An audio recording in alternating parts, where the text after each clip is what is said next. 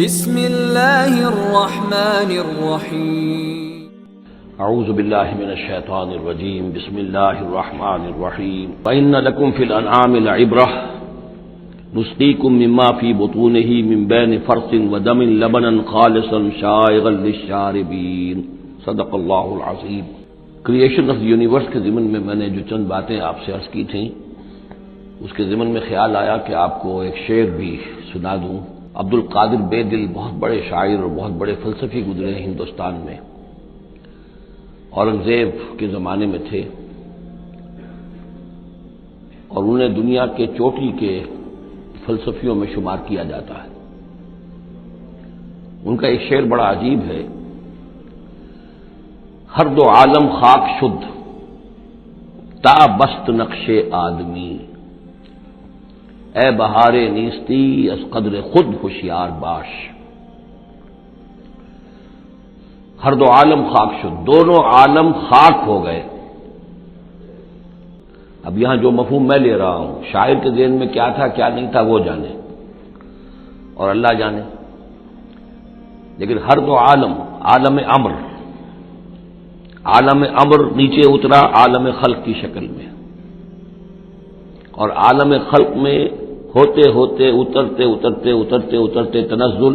مٹی پیدا ہو گئی۔ ہر دو عالم خاک شد تا بست نقش آدمی، اب آدمی کا نقش بندھنا شروع ہوا، اب یہاں سے حیات ارضی کا سلسلہ شروع ہوا۔ گویا کہ انسان کو وجود میں لانے کے لیے اللہ تعالی نے دونوں عالموں کو تنزلات کی بے شمار منازل سے اتار کر اور خاک تک پہنچایا۔ تا بست نقش آدمی، اے بہار نیستی۔ اب یہ نیستی جو ہے سمجھ لیجئے، چونکہ فلسفہ وحدت الوجود کا یہ ہے کہ اصل حقیقت جو ہے اور اصل وجود تو اللہ کا ہے، باقی جو کچھ نظر آ رہا ہے یہ حقیقی وجود نہیں ہے، نیست ہے، یہ ہست نہیں ہے، صرف یہ شکلیں ہیں، صورتیں ہیں، امیجز ہیں۔ کل ما فی الکون وہم او خیال او عکوس فی المرایا او دلال، تو یہ نیست ہے۔ یہ جو عالم وجود ہے جسے کہا جا رہا ہے نیستی، اس عالم کی بہار انسان ہے، کلائمیکس آف دس کریشن۔ خلقتہ بیدی، مسجود ملائک، خلیفۃ اللہ۔ تو اے بہار نیستی از خود قدر خود ہوشیار باش، ذرا اپنے مقام اور مرتبے کو سمجھو کہ تمہارے وجود کے لیے اللہ تعالیٰ نے ہر دو عالم کو تنزلات کی کتنی منزلوں سے نیچے اتار کر خاک کیا ہے، تب تمہارا نقش بننا شروع ہوا۔ اور یہ عبد القادر بے دل وہ ہیں کہ جن کے آگے مرزا غالب بھی پانی بھرتے ہیں۔ طرز بے دل میں ریختہ کہنا اسد اللہ خاں قیامت ہے، آسان کام نہیں ہے جو انداز ہے ریخت بے دل کا۔ اب چلیے آگے۔ وَإِنَّ لَكُمْ فِي الْأَنْعَامِ لَعِبْرَةً، جیسا کہ میں نے عرض کیا تھا، اس سورہ نحل میں اللہ تعالیٰ نے جو مختلف نعمتیں انسانوں کے لیے بنائی ہیں، پیدا کی ہیں، ان کا ایک ایک کر کے تذکرہ ہو رہا ہے، اور ان کے لیے تمہارے جو چوپائے ہیں، مویشی ہیں، ان میں بھی عبرت ہے، سبق ہے۔ ان کو دیکھو اور اللہ کی حکمتوں کو پہچانو۔ نسقیکم مما فی بطونہ، ہم پلاتے ہیں تمہیں اس میں سے جو ان کے پیٹوں میں ہوتا ہے۔ پیٹوں میں کیا ہوتا ہے؟ من بین فرث، گوبر ہوتا ہے، ودم، یہ خون ہوتا ہے۔ پیٹ چاک کرو گے کیا نکلے گا؟ لبنن، اب ان دونوں کے مابین سے اللہ تعالیٰ تمہیں پلا رہا ہے دودھ، لبنن خالصا، ستھرا، صاف، سائغا للشاربین، پینے والوں کے لیے نہایت خوشگوار، خوش ذائقہ۔ ومن ثمرات النخیل والاعناب، اور کھجوروں کے پھلوں سے بھی اور انگوروں سے بھی، تتخذون منہ سکرا ورزقا حسنا، اس سے تم نشے کی چیزیں بھی بناتے ہو، اور یہ کہ رزق حسنا بھی ہے، بہترین رزق بھی ہے تمہارے لیے۔ ان فی ذلک لآیۃ لقوم یعقلون، یقیناً اس میں نشانی ہے ان لوگوں کے لیے جو عقل سے کام لیں۔ وَأَوْحَىٰ رَبُّكَ إِلَى النَّحْلِ، اور تیرے رب نے وحی کی شہد کی مکھی کی طرف، یعنی اس کی فطرت میں یہ چیز بدیت کر دی۔ ان اتخذی من الجبال بیوتا ومن الشجر ومما یعرشون، کہ گھر بنا پہاڑوں پر بھی اور درختوں پر بھی، اپنے چھتے لگا، گھر بنا، اور جو یہ ٹٹیاں باندھتے ہیں کھجوروں کی انگوروں کی بیلوں کے لیے، اس کے اوپر بھی وہ جا کے وہ اپنا بھی ڈیرا لگا لیتے. ثم کلی من کل الثمرات، پھر ہر طرح کے میووں میں سے کھا، یعنی ان کے رس چوس. فسلکی سبل ربک ذللا، اور پھر اپنے رب کے راستوں پر چل، وہ راستے کے جو صاف پڑے ہوئے ہیں کہ جن میں کوئی رکاوٹ نہیں ہے، ادھر سے ادھر ادھر سے ادھر.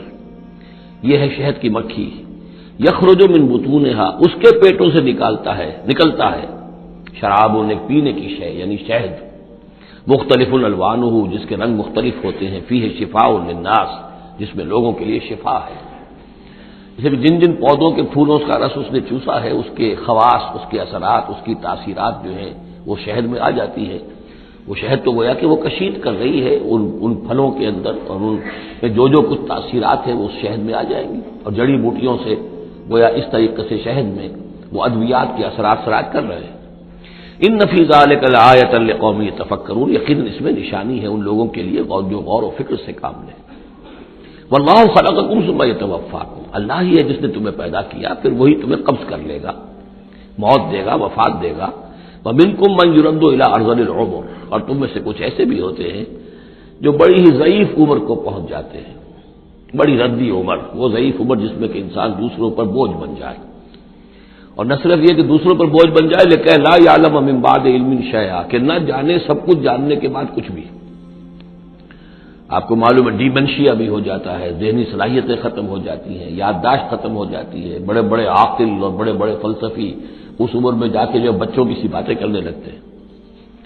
ان اللہ علیم القدیر، یقینا اللہ تعالیٰ جاننے والا ہے، قدرت والا. واللہ فضل بعضکم علی بعض فی الرزق، اور اللہ نے تم میں سے بعض کو بعض پر رزق میں فضیلت دی ہے. اب یہ رزق کی فضیلت ایک تو وہ ہے جو مادی اسباب و وسائل ہے، یہ بھی رزق ہے، اس میں بھی اللہ نے فضیلت دی ہے.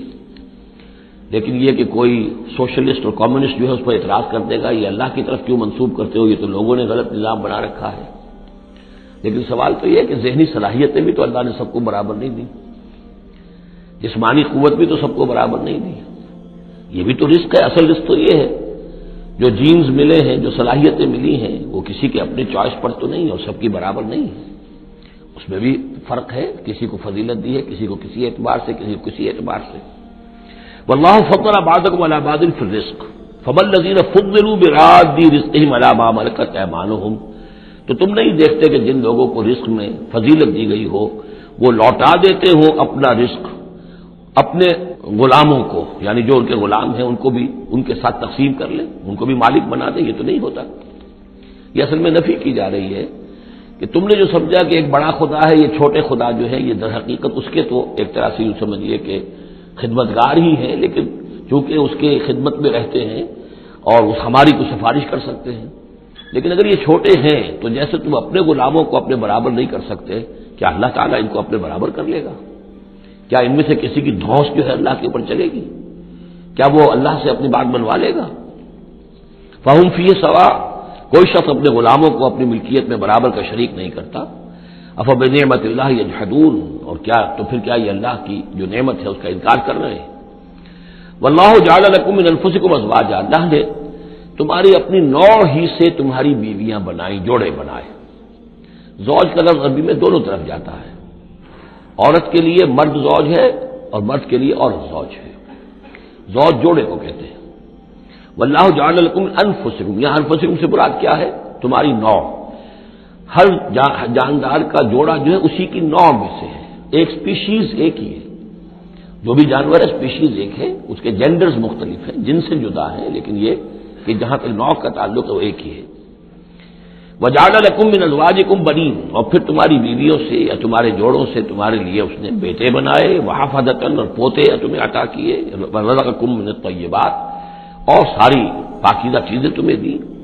افبالباطل یؤمنون وبنعمت اللہ ہم یکفرون، یہ نعمت کا لفظ دیکھیے بار بار اس صورت میں آ رہا ہے. تو کیا یہ باطل پر ایمان رکھتے ہیں اور اللہ تعالیٰ کی نعمت کا انکار کرتے ہیں، کفران نعمت کرتے ہیں؟ وَيَعْبُدُونَ مِن دُونِ اللَّهِ مَا لَا يَمْلِكُ لَهُمْ رِزْقًا مِّنَ السَّمَاوَاتِ وَالْأَرْضِ شَيْئًا، اور یہ پوج رہے ہیں اللہ کو چھوڑ کر ان چیزوں کو جنہیں کوئی اختیار نہیں ہے ان کے لیے کسی رزق کا، نہ آسمانوں سے نہ زمین سے. وَلَا يَسْتَطِيعُونَ، نہ اس کی قدرت رکھتے ہیں. یہ ذہن میں رکھیے کہ یہ جو مشرکین عرب تھے اپنے ایام جاہلیت میں بھی تلبیہ جو پڑھتے تھے لبیک اللہم لبیک لبیک لا شریک لک لبیک،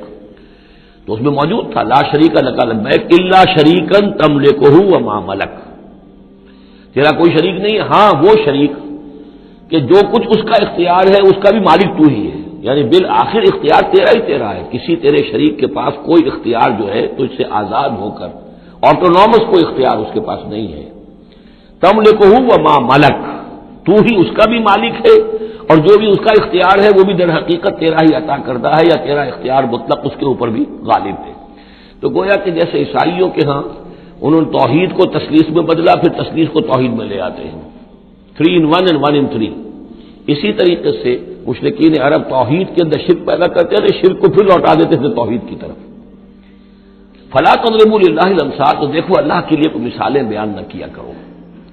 اگرچہ اسی صورت میں ہم پڑھ چکے ہیں وللہ المثل الاعلیٰ، ظاہر بات ہے کہ اللہ تعالیٰ کی ایک ہستی ہے بہت بلند و بالا ہے، اصولی طور پر تو ہم یہ کہہ سکتے ہیں کہ اللہ کی مثال یا اللہ کی شان بہت بلند ہے، لیکن کوئی مثال بیان نہیں کر سکتے اس کے لیے۔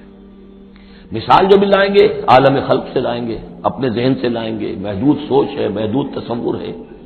ہماری قوت متخیلہ محدود ہے، جو بھی شے لائیں گے اس محدود سے، وہ ظاہر بات ہے کہ اللہ تعالیٰ کی مطلق اور جو ہستی ہے ایبسولوٹ ایگزسٹنس جس کی ہے، جس کی ایٹریبیوٹس ایبسولوٹ ہیں،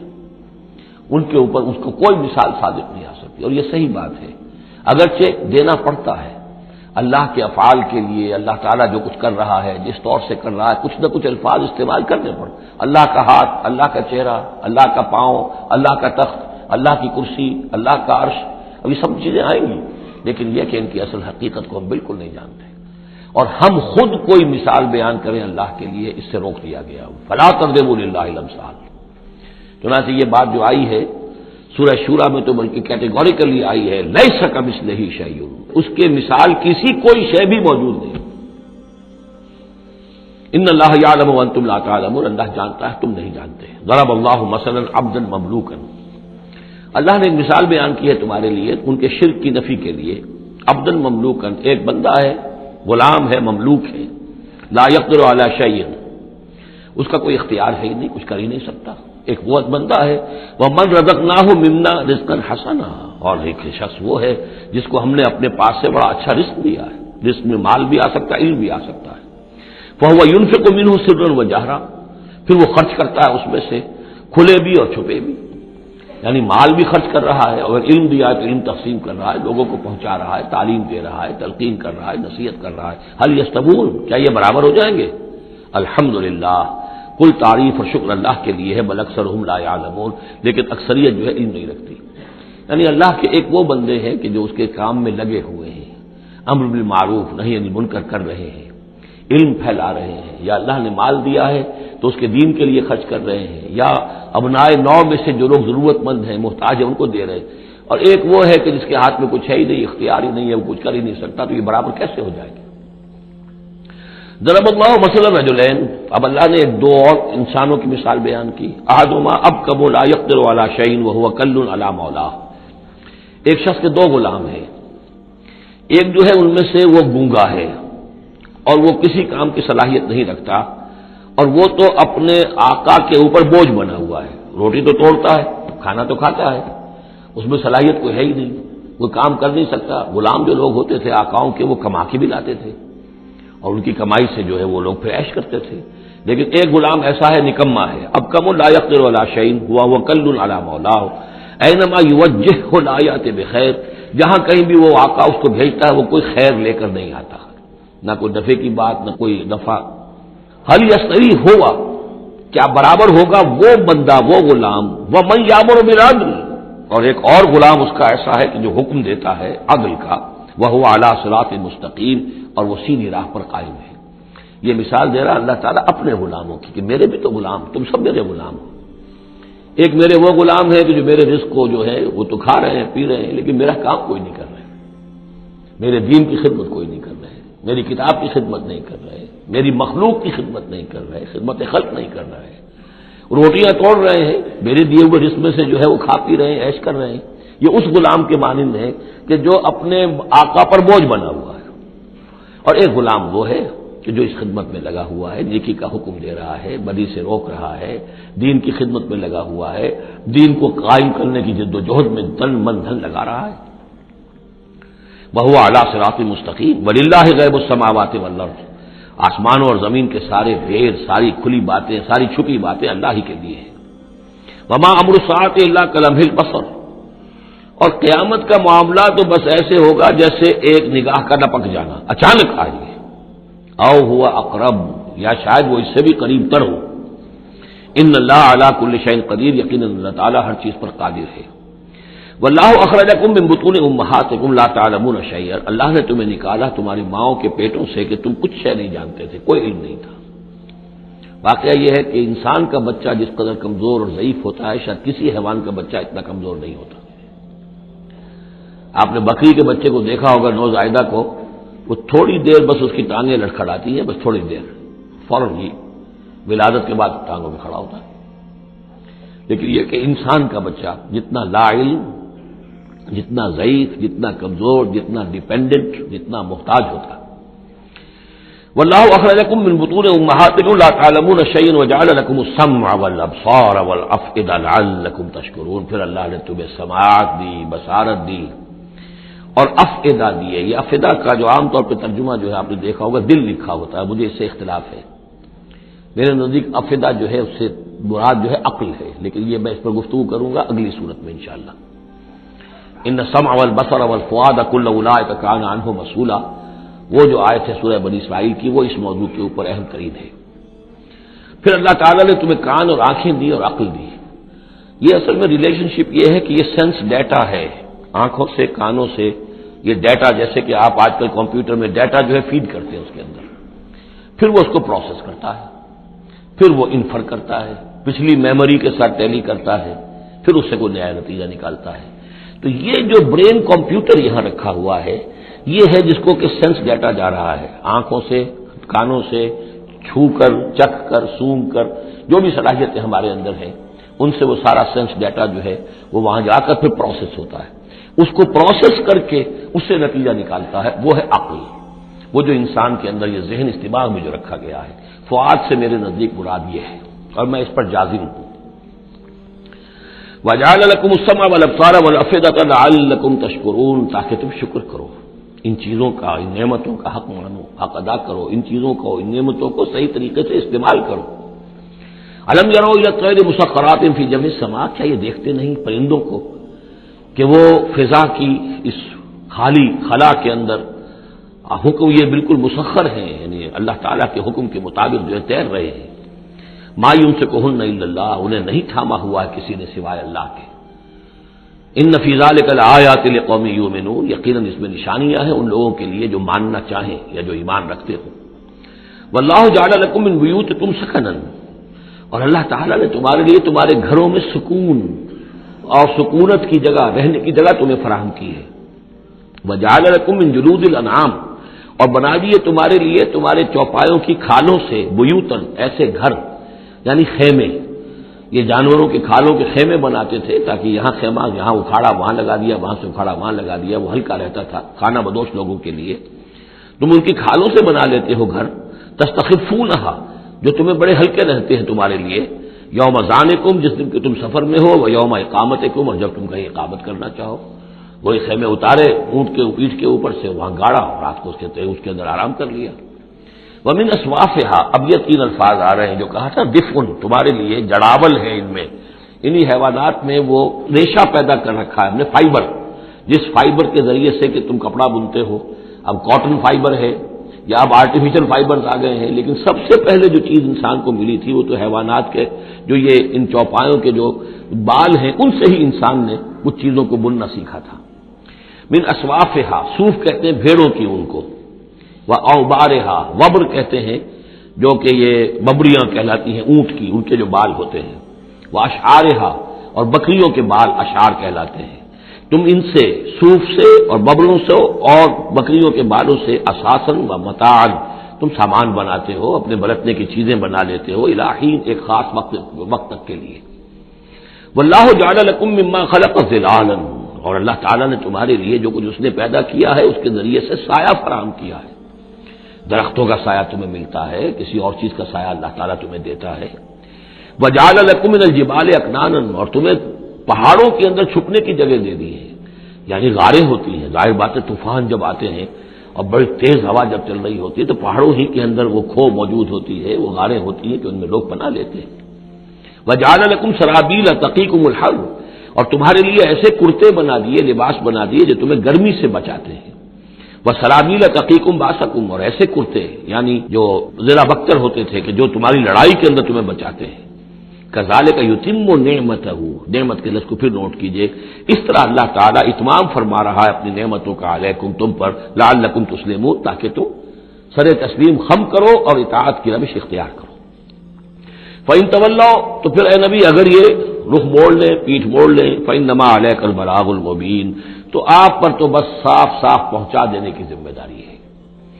یعرفون نعمت اللہ ثم ینکرونہا، یہ اللہ کی نعمتوں کو پہچانتے ہیں پھر منکر ہو جاتے ہیں۔ واکثرہم الکافرون، اور ان کی اکثریت جو ہے وہ ناشکروں پر مشتمل ہے۔ وَیَوْمَ نَبْعَثُ مِن كُلِّ أُمَّةٍ شَہِیدًا، اب یہ جو مضمون جو ہے شہادت حق کا جو سورہ بقرہ میں آیا تھا، وَكَذَلِكَ جَعَلْنَاكُمْ أُمَّةً وَسَطًا لِتَكُونُوا شُهَدَاءَ عَلَى النَّاسِ وَيَكُونَ الرَّسُولُ عَلَيْكُمْ شَهِيدًا۔ اس کے بعد سورہ نساء میں آیا، ایک تو یہ آیا کہ اللہ کے گواہ بن کر کھڑے ہو جاؤ، پھر آگے چل کر آیا کیف اذا جئنا من كل امة بشہید وجئنا بك على هؤلاء شہید، آیت نمبر 41۔ وہ مضمون یہاں پھر دو مرتبہ اس صورت میں آ رہا ہے۔ وَيَوْمَ نَبْعَثُ مِن كُلِّ أُمَّةٍ شَهِيدًا، جس دن کے اٹھائیں گے ہم ہر امت میں سے ایک شہید۔ کون ہوگا وہ؟ جسے رسول کی حیثیت سے اس امت کو کی طرف بھیجا تھا۔ فَلَنَسْأَلَنَّ الَّذِينَ أُرْسِلَ إِلَيْهِمْ وَلَنَسْأَلَنَّ الْمُرْسَلِينَ، سورہ اعراف کی آیت نمبر 6۔ سب سے پہلے وہ جسے ہم کہتے ہیں پروزیکیوشن وٹنس کی حیثیت سے، عدالت کا گواہ، سرکاری گواہ کی حیثیت سے رسول کھڑا ہوگا، اور رسول یہ کہے گا کہ اللہ تیرا جو پیغام مجھ تک آیا تھا اس قوم کے لیے، میری قوم کے لیے، میں نے انہیں پہنچا دیا تھا۔ ناؤ دے آر ریسپانسبل، اب یہ جواب دہ ہے، اب ان سے محاسبہ ہو سکتا ہے۔ تو یہ ہے نبی جو ہے گویا کہ اپنی قوم کے خلاف گواہی دے گا۔ اگر نبی یہ گواہی نہ دے تو وہ کہیں کہہ سکتے تھے اللہ ہمیں تو بات پہنچی نہیں، ہم بات سمجھے نہیں تھے۔ نبی کہے گا میں نے سمجھا دیا تھا، کھول کھول کر سمجھا دیا تھا، کوئی اشتباہ نہیں چھوڑا تھا، پورا مبرہن کر دی تھی بات، دودھ کا دودھ پانی کا پانی بالکل علیحدہ کر دیا تھا، کیسے انکار کریں گے؟ وَيَوْمَ نَبْعَثُ مِن كُلِّ أُمَّةٍ شَهِيدًا ثُمَّ لَا يُؤْذَنُ لِلَّذِينَ كَفَرُوا وَلَا هُمْ يُسْتَعْتَبُونَ، پھر ان کافروں کو نہ کوئی اجازت ملے گی اور نہ انہیں لیو فار اپیل ملے گی کہ کھڑے ہو کر کسی طریقے سے کوئی عذر جو ہے وہ تراش کر کچھ اپنے آپ کو بچانے کی کوشش کرے۔ وَإِذَا رَأَى الَّذِينَ ظَلَمُوا الْعَذَابَ، اور جس وقت کہ یہ ظالم اور یہ کافر اور گناہ گار دیکھیں گے عذاب کو، فَلَا يُخَفَّفُ عَنْهُمْ، تو پھر اب ان سے تخفیف نہیں کی جائے گی اس عذاب میں، وَلَا هُمْ يُنظَرُونَ، اور نہ ہی انہیں کبھی کوئی مہلت ملے گی، کوئی وقفہ نہیں ہوگا، وہ مسلسل ہوگا۔ وَإِذَا رَأَى الَّذِينَ أَشْرَكُوا شُرَكَاءَهُمْ، اور جب وہ دیکھیں گے مشرک لوگ اپنے شرکاء کو، وہ جا رہے ہیں عبد القادر جیلانی جن کے نام کی دہائی ہم دیا کرتے تھے، قالوا ربنا هؤلاء شركاؤنا، اب ظاہر بات ہے ان کا رتبہ بلند ہوگا آخرت میں، وہ اللہ کے ولی ہیں، یا حضرت عیسیٰ ہوں گے اللہ ہم اس کو پوجا کرتے تھے، ہمارا خیال تو یہ تھا کہ وہ سولی چڑھ کر ہماری طرف سے کفارہ بن ہی چکا ہے، یہ عیسیٰ جو ہے ہم نے تو اس کو پوجا تھا۔ تو وہ کہیں گے ربنا هؤلاء شركاؤنا الذين كنا ندعو من دونك، یہ ہیں وہ شرکاء جن کو ہم تیرے سوا پکارا کرتے تھے دنیا میں، فالقوا الیہم القول انکم لکاذبون، تو وہ مقدس ہستیاں یہ کہیں گی تم جھوٹ بول رہے ہو، بکواس کر رہے ہو، تمہارا ہم سے کوئی تعلق نہیں۔ یہ پہلے بھی آ چکا ہے کہ ہم تمہاری عبادت سے اور تمہاری ساری چیخ پکار سے ہم بالکل غافل ہیں، ہمیں کچھ پتہ نہیں تم کیا کرتے رہے ہو، ہمارا کوئی تعلق تم سے نہیں۔ فالقوا الیہم القول انکم لکاذبون، تم جھوٹے ہو۔ والقوا الی اللہ یومئذ السلام، اور وہ سب کے سب اس روز اللہ کے سامنے اپنی اطاعت اور عاجزی پیش کر رہے ہوں گے۔ وضل عنہم ما كانوا یفترون، اور جو افطرا انہوں نے کر رکھے تھے، ان کے نام پر عقیدے گھڑے ہوئے تھے، وہ بچا لیں گے اور وہ چھڑا لیں گے، اور وہ کفارہ بن چکے ہیں، وہ ہمارے گناہوں کی طرف سے پہلے ہی کفارہ بن کر قربانی کا بکرا بن کر پھانسی پر چڑھ چکے ہیں۔ تو یہ ساری چیزیں ضل عنہم، وہ سب کی سب جو ہیں وہ تو ان کے ہاتھوں سے گم ہو جائیں گے، ہاتھوں کے طوطے اڑ جائیں گے۔ الذین کفروا وصدوا عن سبیل اللہ زدناہم عذابا، وہ لوگ جنہوں نے کفر کیا اور نہ صرف خود کفر کیا، لوگوں کو روکتے رہے اللہ کے راستے سے، زدناہم عذابا فوق العذاب، ہم تو ان کے عذاب میں تو اور اضافہ کرتے چلے جائیں گے، بما کانوا یفسدون، بسبب اس شرارت کے جو وہ کرتے تھے، سازشیں کرتے تھے، لوگوں کو ورگلاتے تھے، اس راستے پر جانے سے روکتے تھے۔ وَيَوْمَ نَبْعَثُ فِي كُلِّ أُمَّةٍ شَهِيدًا دوبارہ دیکھیے آگے، اور ذرا تصور کرو اس دن کا جس دن ہم ہر امت میں ایک گواہ کھڑا کریں گے۔ یہ تمام جو رسول ہیں گواہ ہیں۔ یا ایھا الرسول انا ارسلناک شاہدا ومبشرا ونذیرا وداعیا الی اللہ باذنہ وسراجا منیرا۔ یا ایھا النبی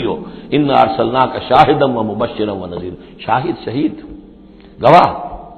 اسی معنی میں سورہ مزمل میں آیا ہے، تمہارے پاس ہمارا رسول آ گیا ہے، جیسے کہ فرعون کے پاس رسول آیا تھا، فعصى فرعون الرسول فاخذناه اخذا وبیلا۔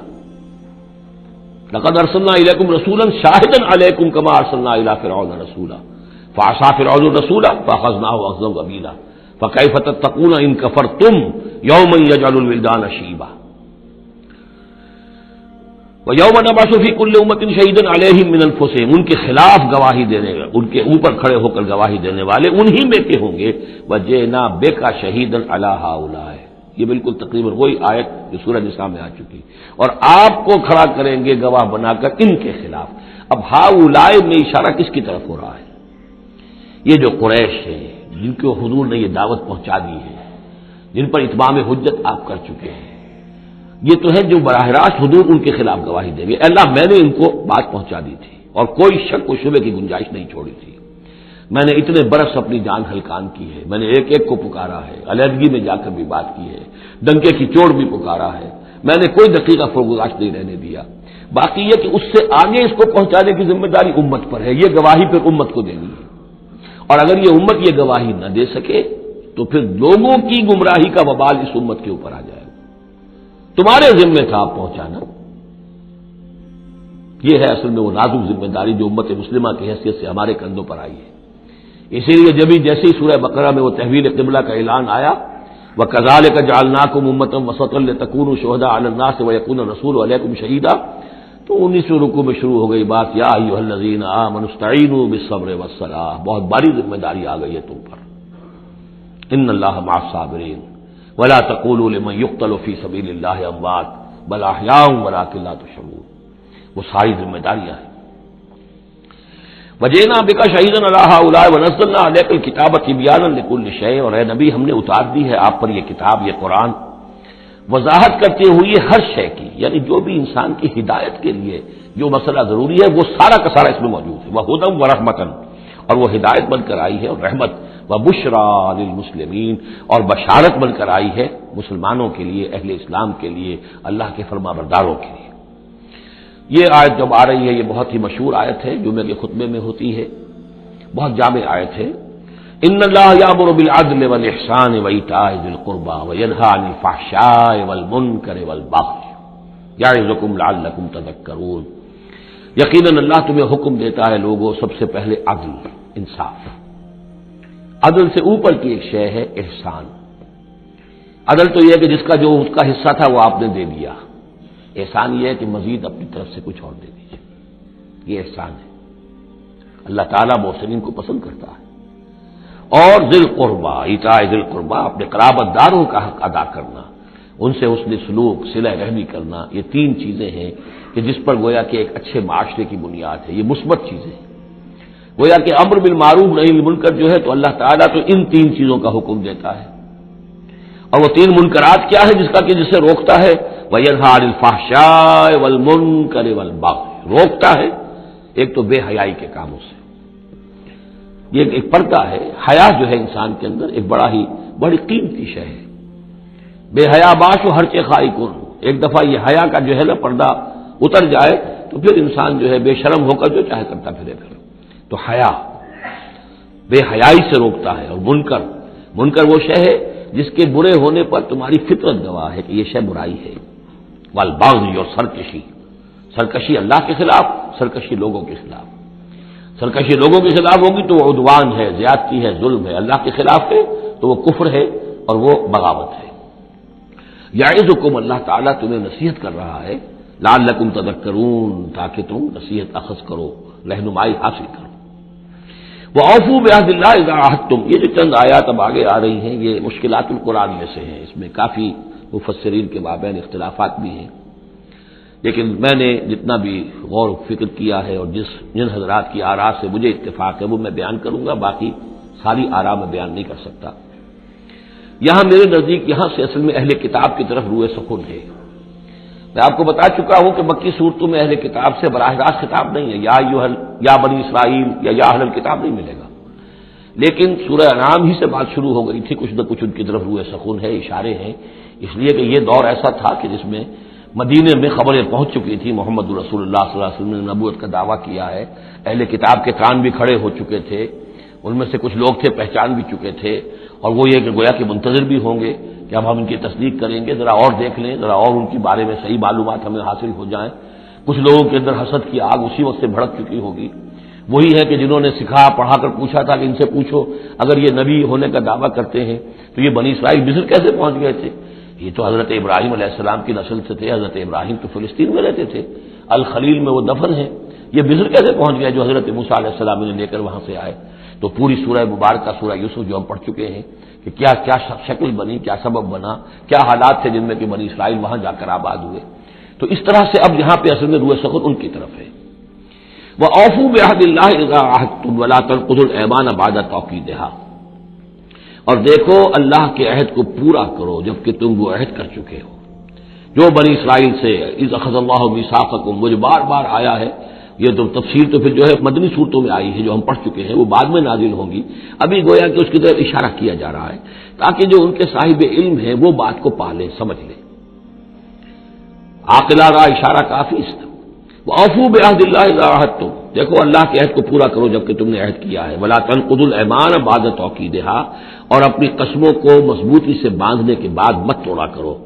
وَقَدْ جَعَلْتُمُ اللَّهَ عَلَيْكُمْ كَفِيلًا، اور اس پر تم نے اللہ کو کفیل بنایا ہے، اللہ کو گواہ بنا کر قسمیں کھائی ہیں، اللہ کو گواہ بنا کر تم نے عہد کیے تھے۔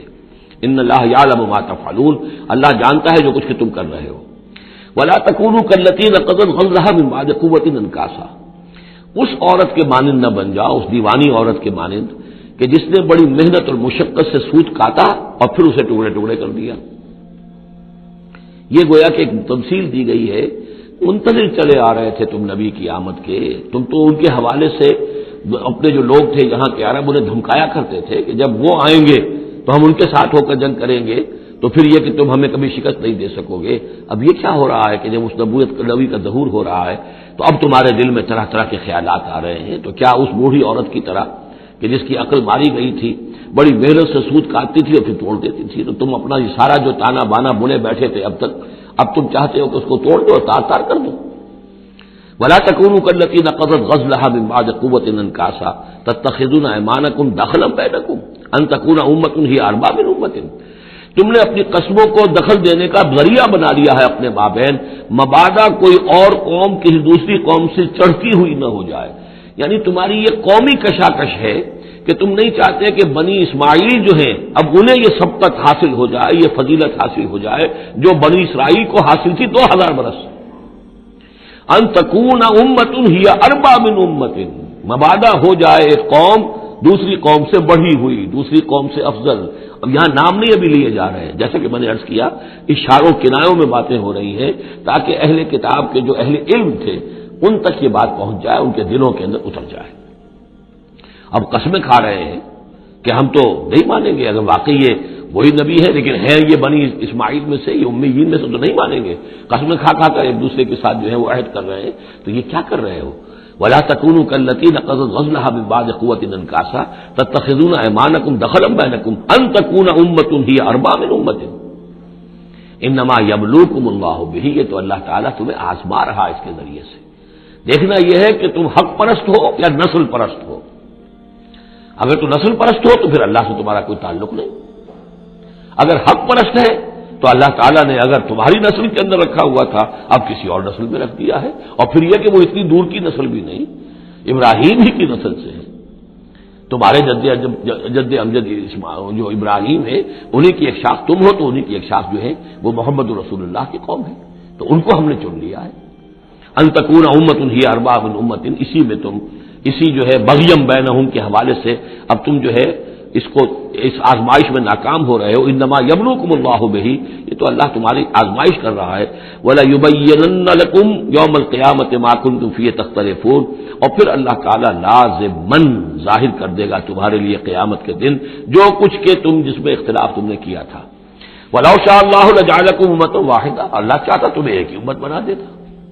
یہ تفریقی نہ ہوتی کہ ایک امت کو ہٹا کر دوسری امت کو ہم لے آئے، ایک امت کو ہم معزول کر رہے ہیں دوسری امت کو لا رہے ہیں، ہم چاہتے یہ بھی کر سکتے تھے، تمہارے ہی اندر جو ہے ایک اور نشت ثانیہ ہو جاتی، نشت ثالثہ ہو جاتی، ایک نشت ثانیہ تو ہو چکی تھی، ایک مرتبہ نیبوکدنضر کے ہاتھوں برباد ہوئے ہیکل سلیمانی تباہ ہو گیا تھا، پھر حضرت عزیر علیہ الصلوۃ والسلام کی دعوت توبہ اور اصلاح کے ذریعے سے تمہارے اندر دوبارہ ایک زندگی پیدا ہو گئی، تمہیں پھر ایک اور عروج ہوا، اب کر سکتے تھے یہ، اب پھر تیسری مرتبہ پھر تمہارے اندر ہی کوئی دعوت اچھی اٹھتی، تمہارے اندر ہی ہم کوئی نبی بھیج دیتے، وہ تمہارے اندر سے پھر جو ہے اصلاح کی ایک تحریک اٹھاتا اور پھر تم سیدھے راستے پر آتے اور اللہ تعالیٰ تم پر رحم فرما دیتا اور قرآن بھی تمہیں کو دے دیتا، اللہ کر سکتا تھا۔ لو شاء اللہ لجعلکم امۃ واحدہ ولکن یضل من یشاء ویہدی من یشاء، لیکن اللہ تعالیٰ کا فیصلہ یہی ہے، وہ ہدایت دیتا ہے جو چاہتا ہے اور گمراہ کرتا ہے جس کو چاہتا ہے، اور یہ دونوں ترجمے ہوں گے، وہ ہدایت دیتا ہے اس کو جو ہدایت کا طالب ہے اور گمراہ کرتا ہے اس کو جو گمراہی کا طالب ہے۔ وَلَتُسْأَلُنَّ عَمَّا كُنتُمْ تَعْمَلُونَ، اور تم سے پوچھا جائے گا، باز پرس ہوگی اب جو کچھ تم کر رہے ہو، تم ایک بہت بڑے امتحان سے اب دو چار ہو رہے ہو، تمہارے پاس علم ہے، تمہارے پاس کتاب ہے، اب وہ انداز یاد کیجئے کہ جو سورہ بقرہ کے 5ویں رکوع میں یا بنی اسرائیل اذکروا نعمتی التی انعمت علیکم واوفوا بعہدی اوف بعہدکم وایای فارہبون وآمنوا بما انزلت مصدقا لما معکم ولا تکونوا اول کافر به ولا تشتروا بآیاتی ثمنا قلیلا وایای فاتقون ولا تلبسوا الحق بالباطل وتکتموا الحق وانتم تعلمون، وہی تو بات شروع ہوئی کہ اوفوا بعہد اللہ اذا عاہدتم،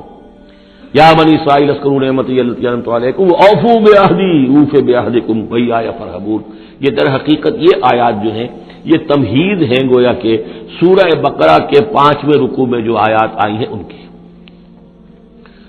وَلَا تَتَّخِذُوا أَيْمَانَكُمْ دَخَلًا بَيْنَكُمْ فَتَزِلَّ قَدَمٌ بَعْدَ ثُبُوتِهَا، اب دیکھو اپنی قسمیں جو کھا کھا کے اب تم ایک دوسرے کے ساتھ معاہدے کر رہے ہو کہ ہم نہیں مانیں گے، نہیں مان لائیں گے،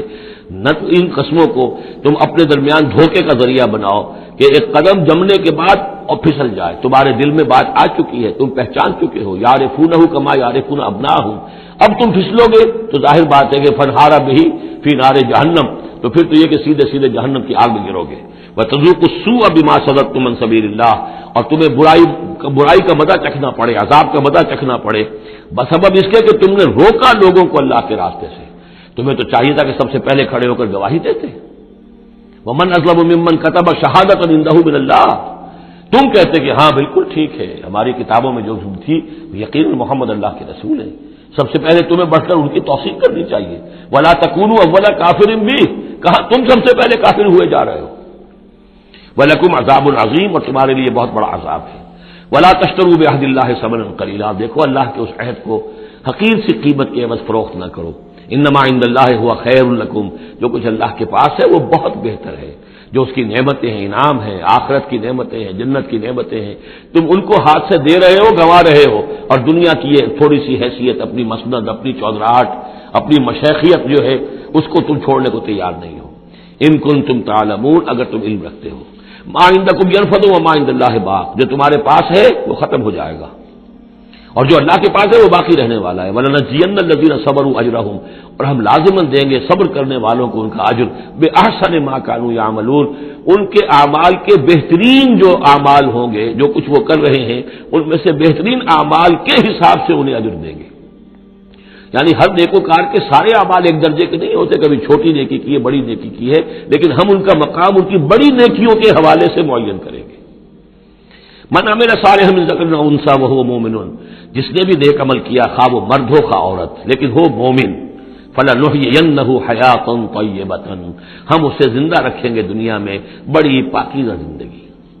اسے دل کا سکون ہوگا، الا بذکر اللہ تطمئن القلوب، ان کے لیے نہ خوف ہوگا نہ کوئی حزن ہوگا، الا ان اولیاء اللہ لا خوف علیہم ولا هم يحزنون، وَلَنَجْزِيَنَّهُمْ أَجْرَهُمْ بِأَحْسَنِ مَا كَانُوا يَعْمَلُونَ، ہم انہیں دنیا کے اندر بھی زندگی جو دیں گے وہ بڑی پاکیزہ زندگی ہوگی، چاہے روکھی سوکھی کھا رہے ہوں لیکن صبر و شکر کی زندگی ہوگی، دل مطمئن ہوں گے، دل میں غنا ہوگا، الغنا غنا النفس حضور نے فرمایا اصل جو ہے امیری وہ تو دل کی امیری ہے، دل غنی ہے تو انسان غنی ہے، اور کروڑوں روپے رکھتا ہے پھر بھی اس کے اندر لالچ ہے تو وہ فقیر ہے۔ وَلَنَجْزِيَنَّهُمْ أَجْرَهُمْ بِأَحْسَنِ مَا كَانُوا يَعْمَلُونَ، ان کو جو بدلہ ہم دیں گے تو وہ ان کے جو بہترین اعمال ہوں گے ان کے حوالے سے۔ فَإِذَا قَرَأْتَ الْقُرْآنَ فَاسْتَعِذْ بِاللَّهِ مِنَ الشَّيْطَانِ الرَّجِيمِ، تو جب آپ قرآن پڑھا کیا کریں تو اللہ کی پناہ طلب کر لیا کیجئے مردود شیطان سے۔ یہ ہے حکم جس پر کہ ہم عمل کرتے ہیں، جب بھی قرآن پڑھنا ہو تو پہلے اعوذ باللہ من الشیطان الرجیم تعوذ کرتے ہیں۔ انہ لیس لہ سلطان علی الذین آمنوا، یقیناً اس کے پاس کوئی سند نہیں ہے، اختیار نہیں ہے، کوئی طاقت نہیں ہے ان لوگوں پر کہ جو ایمان لائے، وعلی ربہم یتوکلون، اور جو اپنے رب پر توکل کرتے ہوں۔ انما سلطانہ، اس کا زور چلتا ہے علی الذین یتولونہ، ان پر جو خود اس کے دوست بنتے ہیں، اس کو اپنا حمایتی بناتے ہیں، اس سے دوستیاں کاٹتے ہیں، والذین ہم بہ مشرکون، اور جنہوں نے کہ اسے شریک کیا ہوا اللہ کے ساتھ، اللہ کی اطاعت کی بجائے اس کی اطاعت کر رہے ہیں۔ وَإِذَا بَدَّلْنَا آیَةً مَكَانَ آیَةٍ وَاللَّهُ أَعْلَمُ بِمَا يُنَزِّلُ قَالُوا إِنَّمَا أَنتَ مُفْتَرٍ، اور جب ہم کوئی ایک آیت کی جگہ دوسری آیت بدل دیتے ہیں، وہ میں عرض کر چکا ہوں، یہ سارے مضامین سورہ بقرہ میں آ چکے ہیں، مَا نَنسَخْ مِنْ آیَةٍ أَوْ نُنسِهَا نَأْتِ بِخَيْرٍ مِنْهَا أَوْ مِثْلِهَا، وہی مضمون ہے یہ۔ جب ہم ایک آیت کی جگہ کوئی دوسری آیت بدلتے ہیں، واللہ اعلم بما ينزل، اور یہ کوئی الٹ اپ نہیں ہے، اللہ جو کچھ نازل فرما رہا ہے خوب جانتا ہے۔ ایک دور میں وہ حکم صحیح تھا، اب حالات بدل گئے، اب یہ حکم صحیح ہے۔ قالوا انما انت مفتر، وہ کہتے ہیں یہ تو آپ افتراء کر رہے ہیں، پہلے یہ کہا تھا اب یہ کہہ رہے ہیں، اگر اللہ کا کلام ہوتا اس میں تبدیلی کیسے ہو سکتی ہے؟ بل اکثرهم لا يعلمون، لیکن ان کی اکثریت علم سے آ رہی ہے۔ قل نزلہ روح القدس، کہہ دیجئے اس کو اتارا ہے روح القدس۔ اب یہ روح کا لفظ حضرت جبرائیل کے لیے نوٹ کر لیجئے۔ قل نزلہ، اتارا ہے اس کو روح القدس نے، پاک فرشتے نے، من رب کا، آپ کے رب کی طرف سے، بالحق، کے حق کے ساتھ، لیثبت الذین آمنوا، تاکہ اہل ایمان کے دلوں کو اور ان کے قلبوں کو جمائے۔ اس سے پہلے جو ہے کذالک لنثبت بہ فؤادک ورتلناہ ترتیلا، یہ آ جائے گا آگے چل کر، تاکہ حضور کے دل کو بھی تثبیت ہو اس سے، اور اہل ایمان کے دلوں کو بھی اس سے ثبات ملے۔ وہدی وبشریٰ للمسلمین، یعنی جیسے جیسے حالات بدل رہے ایسے ایسے، اب جائے ایک قصہ جو ہے آدم و ابلیس کا ایک دفعہ آیا، پھر دوسری دفعہ آیا، پھر تیسری دفعہ آیا، اس میں کوئی تھوڑا تھوڑا فرق بھی آ رہا ہے، ایک چیز وہاں بیان کی گئی، ایک چیز اب یہاں واضح کی جا رہی ہے۔ یہ ساری چیزیں جو ہے یہ اس لیے ہیں تاکہ بدلتے ہوئے حالات میں اہل ایمان کو ہر دور کے حالات کے مطابق جو ہے وہ اپنی رہنمائی کا سامان مل جائے۔ وَلَقَدْ نَعْلَمُ أَنَّهُمْ يَقُولُونَ إِنَّمَا يُعَلِّمُهُ بَشَرٌ، اور ہمیں خوب معلوم ہے کہ وہ یہ کہتے ہیں کہ یہ تو انہیں ایک انسان سکھا رہا ہے، کوئی شخص ہے، کوئی عجمی ہے، کوئی ہو سکتا ہے اہل کتاب میں سے ہو، بہت بڑا عالم ہے،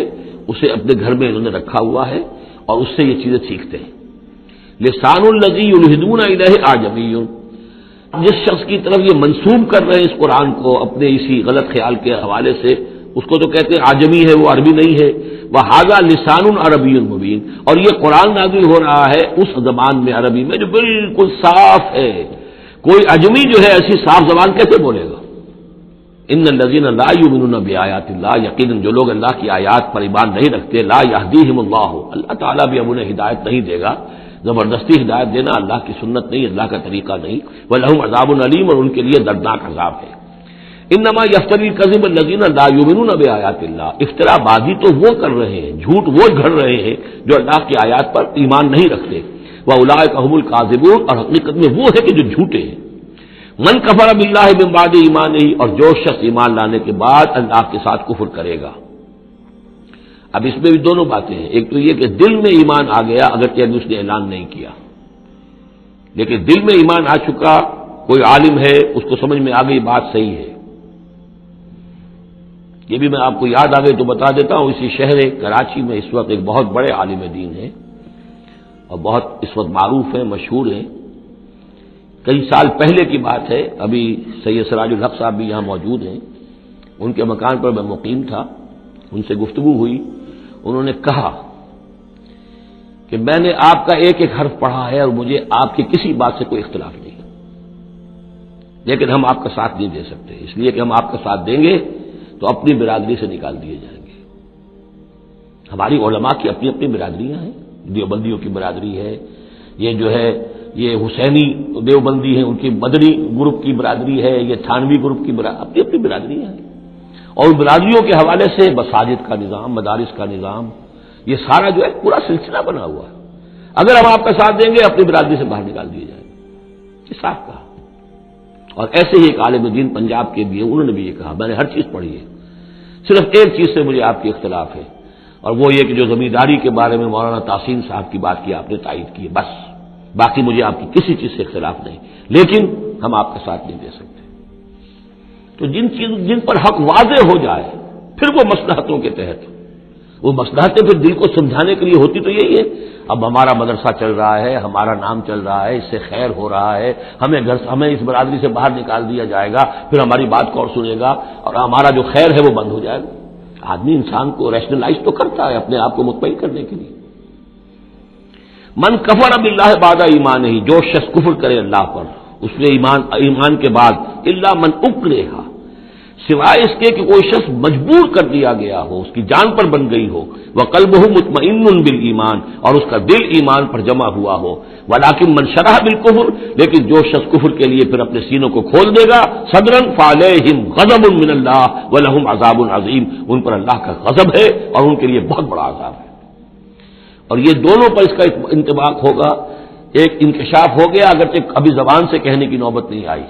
اور ایک یہ کہ زبان سے کہہ بھی دیا ہاں ہم مان لائے بات صحیح ہے، اور پھر کسی مصلحت کی وجہ سے، کسی اپنے مفاد کی وجہ سے، کسی اپنے دھڑے بندے کی وجہ سے پھر واپس جائیں گے. تو ان کے لیے فرمایا من کفر باللہ من بعد ایمانہ الا من اکرہ وقلبہ مطمئن، ہاں جان بچانے کے لیے کلمہ کفر کہہ دینے کی اجازت ہے، دل جمع ہوا ہو. وقلبہ مطمئن بالایمان، ایمان پر دل جمع ہوا، ٹھکا ہوا، صرف جان بچانے کے لیے رخصت ہے کہ کلمہ کفر کہہ کے جان بچا لو. ولیکن من شرح بالکفر صدرا، لیکن جو ان کا سینہ پھر کھل جائے کفر کے لیے اثر نو، وہ اپنے اسی پیشہ ورانہ ضرورتوں کے تحت، فعلیہم غضب من اللہ ولہم عذاب عظیم، ان پر تو غضب ہے اللہ کا اور ان کے لیے بہت بڑا عذاب ہے. ذالک بانہم مستحب الحیات الدنیا علی الاخرہ، یہ اس لیے کہ انہوں نے دنیا کی زندگی کو محبوب رکھا، ترجیح دی آخرت کے مقابلے میں. وان اللہ لا یہدی القوم الکافرین، اور اللہ تعالیٰ ایسے کافروں کو ہدایت نہیں دیتا. اولئک الذین طبع اللہ علی قلوبہم، یہ وہ لوگ ہیں جن کے دلوں پر اللہ نے مہر کر دی ہے، وسمعہم، ان کے کانوں پر، وابصارہم، اور ان کی آنکھوں پر، واولئک هم الغافلون، اب یہ لوگ بالکل غافل ہیں، حقیقت سے ان کا اب کوئی تعلق نہیں. لا جرم انہم فی الآخرۃ هم الخاسرون، اب اس میں کوئی شک نہیں، منطقی طور پر اب نتیجہ یہی ہے کہ آخرت میں یہی خسارے والے ہوں گے. ثم ان ربک للذین ہاجروا، ہجرت کا ذکر پہلے بھی آیا تھا اب پھر آیا ہے. پھر آپ کا رب ان کے حق میں جنہوں نے ہجرت کی من بعد ما فتنوا، جبکہ انہیں تکلیفیں پہنچائی گئیں، جبکہ انہیں فتنوں میں ڈالا گیا، جبکہ انہیں پرسیکیوٹ کیا گیا،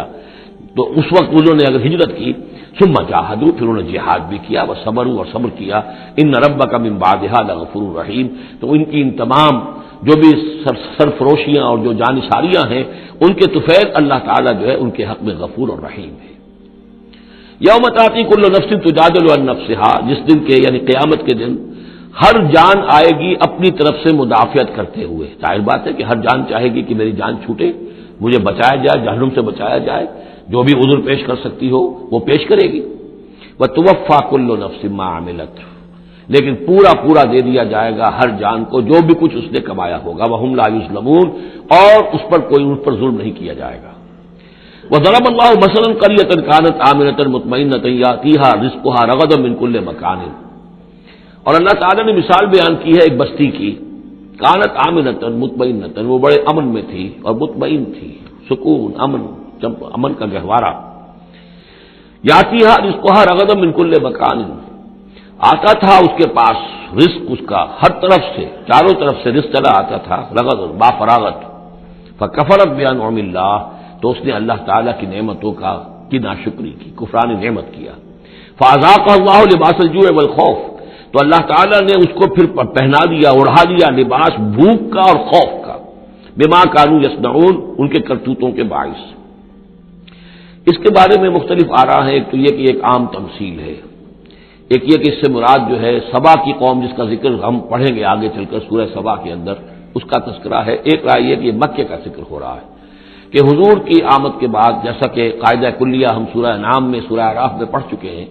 رسول کی بعثت کے بعد اللہ تعالیٰ کی طرف سے لوگوں کے اوپر چھوٹے عذاب آتے تھے آخری عذاب سے پہلے. تو قحط کا عذاب پڑا تھا، اور عرب میں اس میں مکے میں بہت ہی اجناس کی کمی ہو گئی تھی، بہت وہاں پر تنگی تھی،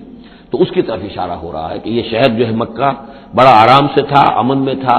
امن کا تو گہوارہ ہے ہی ہمیشہ سے، مطمئن تھا، اور رزق چلا آتا تھا، ہر طرف سے لوگ آ رہے ہیں، قافلے آ رہے ہیں، حاجی آ رہے ہیں، عمرے کے لیے لوگ آ رہے ہیں، چیزیں لے کر آ رہے ہیں، جانور جو ہیں وہ قربان ہو رہے ہیں، ظاہر بات ہے وہ قربان ہونے والے جانوروں کا گوشت کہاں جاتا تھا، یہ اہل مکہ ہیں، یہ اس کو کھاتے تھے، تو یہ ساری رزق ان کے پاس فراوانی چلا آتا تھا، لیکن اس شہر کے لوگوں نے پھر اللہ کی نعمت کا، انعامات کا انکار کیا اور کفران نعمت کیا، تو اللہ نے انہیں خوف اور بھوک کا لباس پہنا دیا ان کے کرتوتوں کے سوائے بس۔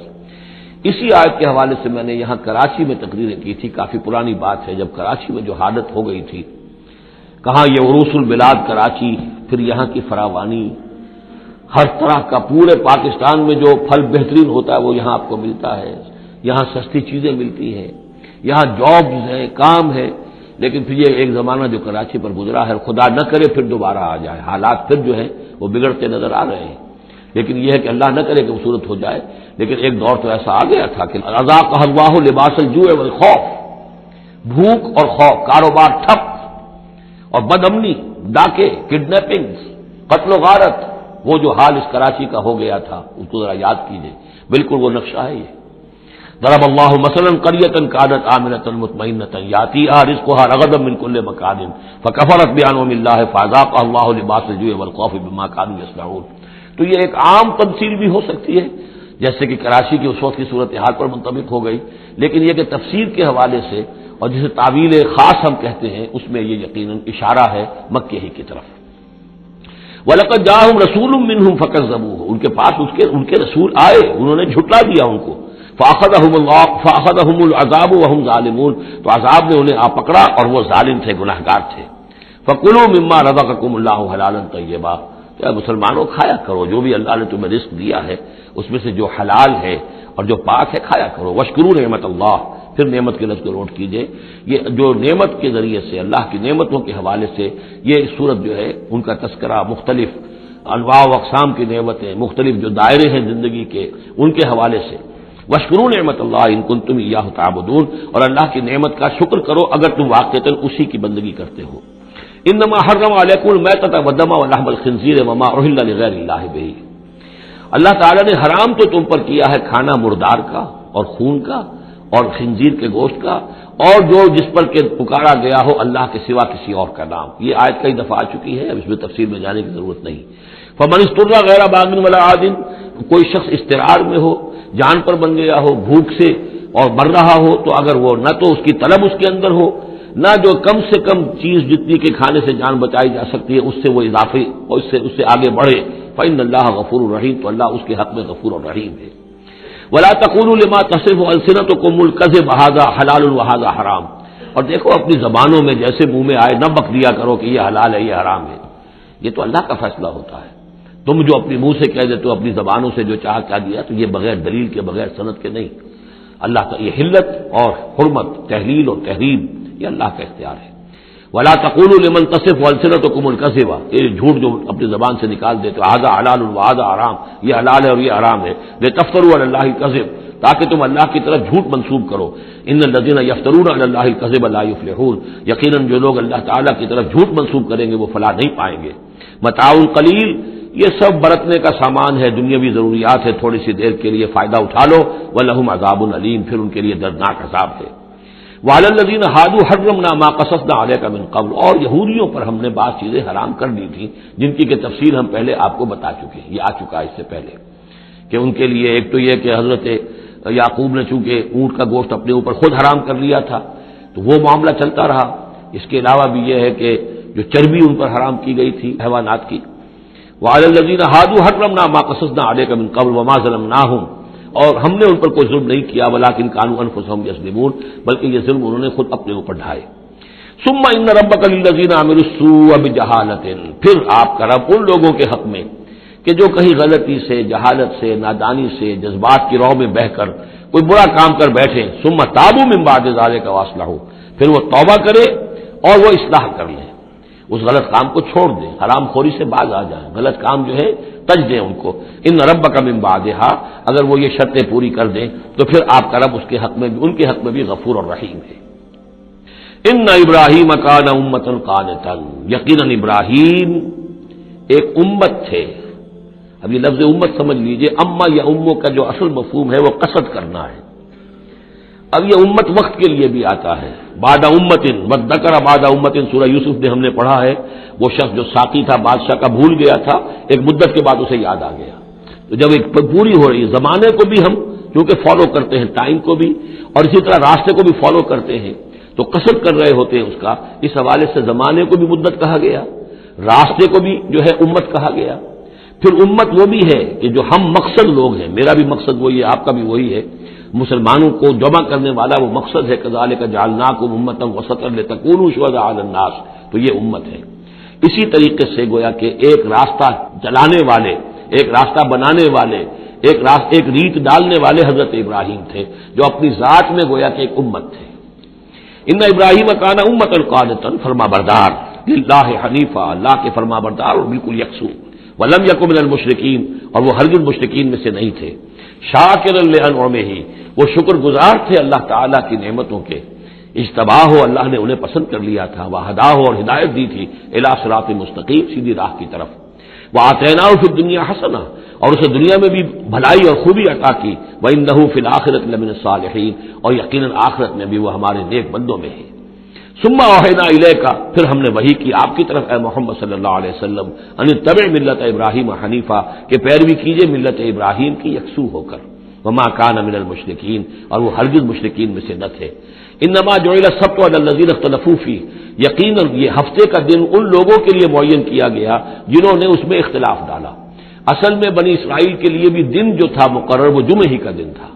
لیکن انہوں نے اپنی شرارت کی وجہ سے ناقدری کی، جمعے کو چھوڑا اور ہفتے کا دن اختیار کیا، تو اللہ نے پھر وہی ان کے لیے مقرر کر دیا. وَإِنَّ رَبَّكَ لَيَحْكُمُ بَيْنَهُمْ يَوْمَ الْقِيَامَةِ فِيمَا كَانُوا فِيهِ يَخْتَلِفُونَ، اور یقیناً آپ کا رب ان کے مابین فیصلہ کرے گا قیامت کے دن ان تمام چیزوں میں جن میں وہ اختلاف کرتے رہے تھے. ادع الى سبیل ربک بالحکمۃ والموعظۃ الحسنۃ وجادلهم بالتي احسن، بلاؤ اور دعوت دو اپنے رب کے راستے کی طرف، جیسے کہ سورہ یوسف میں تھا، قل هذه سبیلی ادعو الى اللہ علی بصیرۃ انا ومن اتبعنی. اے نبی کہہ دیجئے یہ میرا راستہ ہے، میں اللہ کی طرف بلا رہا ہوں. علی وجہ بصیرت، نہ صرف میں بلکہ میرے متبعین بھی. یہاں فرمایا بلاؤ اپنے رب کے راستے کی طرف بالحکمہ، دانائی کے ساتھ، والموعظہ، موعظۃ الحسنہ، اچھے وعظ، اچھی نصیحت، دل میں اتر جانے والی بات. وجادلہم باللتی احسن، اور اگر کہیں بحث کرنی پڑے، بحث و نزاع ہو تو وہ بھی بہت خوبصورتی کے ساتھ. ان ربک هو اعلم بمن ضل عن سبیلہ، یقیناً آپ کا رب خوب واقف ہے ان سے کہ جو اس کے راستے بھٹک گئے ہیں. وهو اعلم بالمہتدین، اور وہ خوب جانتا ہے ان کو بھی کہ جو ہدایت کی راہ پر ہیں. وَإِنْ عَاقَبْتُمْ، اور اے مسلمانوں اگر تمہیں بدلہ لینا ہو، فَعَاقِبُوا بِمِثْلِ مَا عُوقِبْتُمْ بِهِ، تو بس اتنا ہی ویسا ہی کام کیا کرو جیسا کہ تمہارے اوپر زیادتی کی گئی، جیسا بھی اس سے آگے بڑھ کر نہیں. وَلَئِنْ صَبَرْتُمْ، اور اگر تم صبر کر لو، لَهُوَ خَيْرٌ لِّلصَّابِرِينَ، تو یہ تمہارے یہ صبر کرنے والوں کے حق میں بہتر ہے. وَاصْبِرْ، اور آخری حکم ہے حضور کو اور حضور کی حکاکت سے تمام مسلمانوں کو. وَاصْبِرْ وَمَا صَبْرُكَ إِلَّا بِاللَّهِ، صبر کیجئے اور آپ کا صبر جو ہے اللہ کے سہارے پر ہے. جتنا اللہ پر اعتماد ہے، توکل ہے، اس کے وعدوں پر جتنا یقین ہے، اتنا ہی صبر کر سکے گا انسان. وَاصْبِرْ وَمَا صَبْرُكَ إِلَّا بِاللَّهِ وَلَا تَحْزَنْ عَلَيْهِمْ، اور اب ان کے بارے میں آپ رنجیدہ نہ ہوں کہ یہ لوگ اپنے کرتوتوں کی وجہ سے عذاب کے مستحق ہو چکے ہیں. وَلَا تَكُ فِي ضَيْقٍ مِّمَّا يَمْكُرُونَ، اور جو چالیں یہ چل رہے ہیں، سازشیں کر رہے ہیں، بیٹھ کے تدبیریں کر رہے ہیں، آپ کو اطلاعات پہنچتی ہے، ان سے بھی آپ دل تنگ نہ ہوں، آپ کے دل میں اس کی وجہ سے کوئی رنج نہ آئے. ان اللہ مع الذین اتقوا، اللہ ساتھ ہے اہل تقوی کے. ان کی چالیں کیا کریں گے؟ کیا ڈر ہے اگر ساری خدائی ہے مخالف، کافی ہے اگر ایک خدا میرے لیے ہے. ان اللہ مع الذین اتقوا، اللہ ساتھ ہے ان کے جنہوں نے تقوی کی روش اختیار کی. والذین هم محسنون، اور وہ لوگ کہ جو تقوی کے راستے پر چلتے ہوئے درجہ احسان پر فائز ہو گئے. اللہ کی معیت اور نصرت اور تائید اور اللہ کی طرف سے ہر وقت ان کی جو مدد ہے وہ شامل حال رہے گی. بارک اللہ لی ولکم فی القرآن العظیم ونفعنی وإیاکم بالآیات والذکر الحکیم.